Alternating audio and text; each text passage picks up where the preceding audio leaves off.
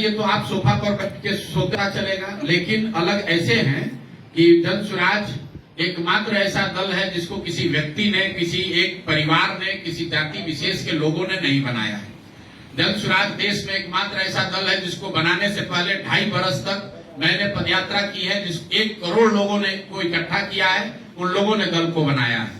जन स्वराज एकमात्र ऐसा दल है जो यहाँ कह रहा है कि गरीब से गरीब व्यक्ति भी अगर उसके पास जज्बा है, समाज को सुधारने की सोच है, तो उसको पैसे की, जाति की चिंता नहीं करनी है, उसको समाज को सुधारने के लिए खड़ा होना है, दल उसकी मदद करेगा। तो अगर आप ये समझना चाहते हैं तो आपको अलग कैसे है ये दिखेगा, अगर आप समझना नहीं चाहते हैं तो आपको अलग कभी नहीं दिखेगा। लोकतंत्र को जितना हम समझते हैं, लोकतंत्र में जन बल के आगे कोई बल नहीं है। किसको आप मजबूत करते हैं? लालू जी को आप मजबूत बता रहे हैं। अरे भाई, लालू जी की पार्टी 1995 में एक ही बार, सुनिए सर, लालू जी को सुनिए ना, मैं सब पर आ रहा हूँ ना, मैं गठबंधन पे ही आ रहा हूँ। गठबंधन में लालू जी की ही तो पार्टी है, कांग्रेस का थोड़े ना कोई दम है। कांग्रेस तो पिछलक्कू झोला उठाने वाली पार्टी है राजद की, लेकिन लालू जी की पार्टी जो किसी जमाने में बिहार में, यूनाइटेड बिहार में 54 में 53 जिनके सांसद थे, आज उनके 4 सांसद हैं, तो आप उनको मजबूत मानते हैं कि कमजोर मानते हैं, या आप पर छोड़ रहा हूं। भाजपा जो देश की सबसे बड़ी पार्टी होने का दावा करती है, उनके पास पिछले विधानसभा चुनाव में उनको 19.6% वोट आया है। आपको लग रहा है कि वो देश की, वो बिहार में बहुत मजबूत पार्टी है। आज तक भाजपा वाले यहाँ 2015 को छोड़ दीजिए तो 100 से ज्यादा सीट लड़ने की हिम्मत नहीं हुई, तो आप उनको मजबूत पार्टी मान रहे हैं।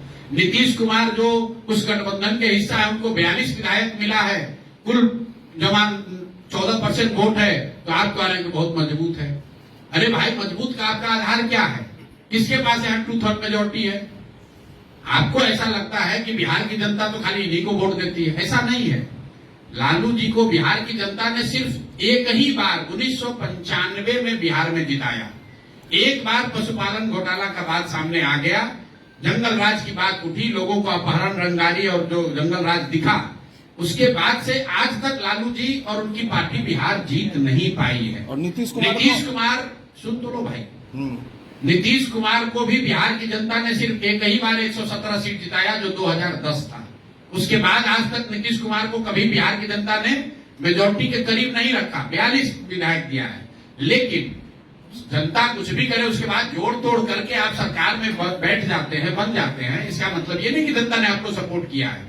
वैसे तो झारखंड में एक बार एक इंडिपेंडेंट विधायक मुख्यमंत्री हो गए। देश में आपने देखा देवगौड़ा जी और इंद्र कुमार गुजराल प्रधानमंत्री हो गए, तो क्या उनको पूरे देश की जनता ने वोट दिया था? वोट अलग बात है, जनता का समर्थन एक अलग बात है, और किसी तरह जुगाड़ लगाकर आप सरकार बना लिए, वो अलग बात है। अगर आपकी सरकार 2025 में कोई सुधार नहीं आएगा। 1 घंटा के अंदर इस गलत शराब नीति को हटा दिया जाएगा, शराबबंदी के कानून को हटा दिया जाएगा। इसलिए कि पहली बात, शराबबंदी का जो ये कानून है, ये कानून, इस कानून में शराब बंद है ही नहीं। इसमें तो सिर्फ शराब की दुकान बंद है, शराब तो घर घर बिक ही रहा है। तो आप लोग ऐसे बात कर रहे हैं क्या शराबबंदी हटा दीजिएगा? भाई, कहाँ शराबबंदी है? बिहार में तो हर गांव में शराब बिक रहा है। और जो ये गलत शराबबंदी का कानून है, इसकी वजह से बिहार की गरीब जनता का, आपका, हमारा हर साल 15 से 20 हजार करोड़ का नुकसान हो रहा है। और ये पैसा कहाँ जा रहा है? ये पैसा जा रहा है यहाँ भ्रष्ट अधिकारियों के जेब में, नेताओं के जेब में, शराब माफिया के जेब में।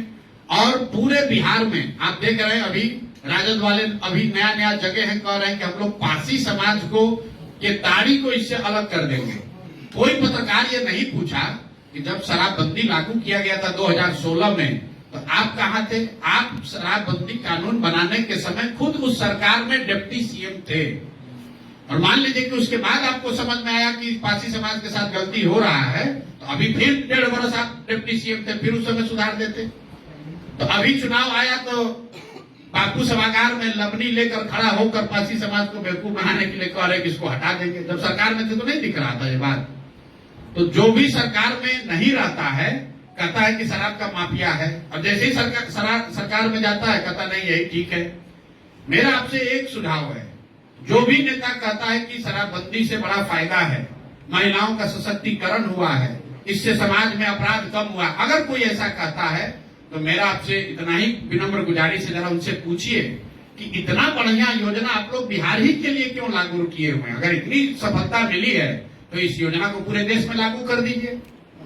अरे भाई, भाजपाइयों से पूछिए कि इतना बढ़िया लड्डू बिहार के लोगों को काहे खिला रहे हो, यूपी में भी लागू करो।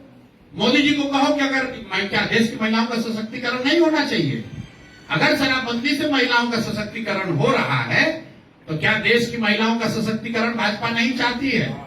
भाई, ये बिहार की गरीब जनता को बेवकूफ बनाकर वोट लेने का एक कवायद है। 1 लाख से ज्यादा लोग आज जेलों में बंद हैं और ज्यादातर लोग जो जेल में बंद हैं वो गरीब हैं, पिछड़े हैं, वंचित हैं, दलित हैं, मुस्लिम हैं। उनको कोई पूछने वाला नहीं है। कह रहा है कि शराबबंदी लागू है। शराबबंदी लागू करके हजारों करोड़ रुपया जो कमाई हो रही है वो चली ना जाए, इसलिए कहता है कि इसको जारी रखना है। बिहार आपने नारा दिया था तो अब क्या नारा है? बिहार में बदलाव है, अभी बदलाव की बयार है, अगली बार जनसुराज है। सर मैं TV9 से 4 चुनाव हुए, उपचुनाव हुए, जनसुराज को उसमें 10% वोट आया।